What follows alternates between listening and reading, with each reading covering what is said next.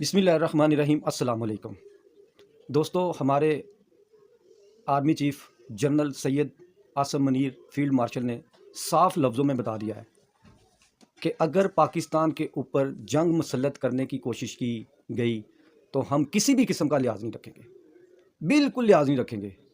پہلے ہندوستان نے پاکستان کے اوپر جنگ مسلط کی، ہم نے ان کا بالکل تھوڑا سا جواب دیا، لحاظ کیا، اور آپ نے اس کا رزلٹ دیکھا۔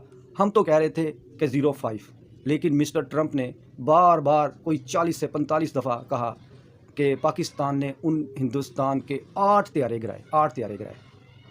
اگر اب ہندوستان پاکستان کے ساتھ کوئی شرارت کرے گا، جیسا کہ وہ پلوامہ جیسا ڈرامہ پھر کرنے کی کوشش کر رہا ہے، آپ نے دیکھا کہ وہ لال قلعہ کے پاس ایک بم دھماکہ کروایا گیا، اور کشمیر کے اندر اب انہوں نے پھر ایک اٹیک کروایا۔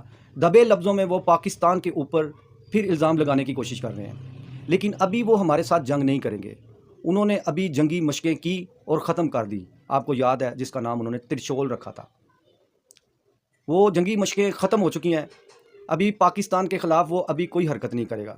جب مسٹر ٹرمپ ہندوستان کے دورے پر آئیں گے، جب وہ واپس جائیں گے، وہ اس کے بعد کوئی نہ کوئی حرکت کرے گا۔ مودی جو بہار کے الیکشن جیتنے کے لیے پاکستان کے ساتھ کوئی نہ کوئی پنگا لیتا ہے، اور پنگا لے کے وہ اپنے الیکشن مہم میں لوگوں کو بتاتا ہے، وہ پاکستان کے خلاف پراپوگنڈا کرتا ہے اور پھر الیکشن جیت جاتا ہے۔ ابھی وہ تقریباً جیت چکا ہے، لیکن وہ جنگ نہیں کرے گا۔ اس کو پتہ ہے کہ پاکستان کی بھرپور تیاری ہے، اتنی تیاری ہے کہ پہلے تو ہم نے لحاظ کیا تھا، لیکن اب بالکل لحاظ نہیں ہوگا۔ چاہے وہ لمبی جنگ کرے، چاہے وہ چھوٹی جنگ کرے، اب نقصان دونوں طرف برابر ہوگا، یا ہم اس کا اتنا نقصان کر دیں گے کہ وہ دنیا میں منہ چھپاتا پھرے گا۔ افغانستان نمک حرام جو 40 سال تک ہم ان کی خدمت کرتے رہے، ان کے 3 نسلوں کو ہم نے کھلایا پلایا، لیکن آج وہ پاکستان کے خلاف ہو چکے ہیں۔ یہ ان کی غلطی ہے، وہ آگ کے ساتھ کھیل رہے ہیں۔ کبھی نہ کبھی ان کو اس بات کا احساس ہوگا کہ ہم غلط ہیں۔ ان کی رسد ہماری طرف سے جو جا رہی تھی یا ان کی طرف سے جو تجارت ہو رہی تھی، وہ بالکل بند ہو چکی ہے۔ جنگ ہے، کر کے دیکھ لے، اپنا شوق پورا کر لے۔